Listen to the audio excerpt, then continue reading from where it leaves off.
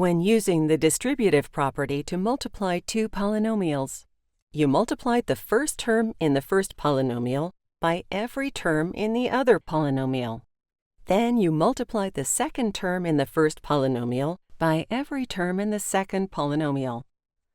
C times each term in the second polynomial is c cubed plus 3c squared plus 6c.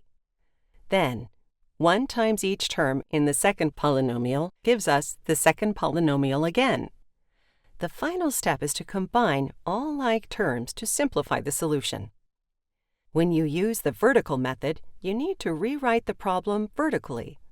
This is similar to multiplying a 3-digit number by a 2-digit number vertically.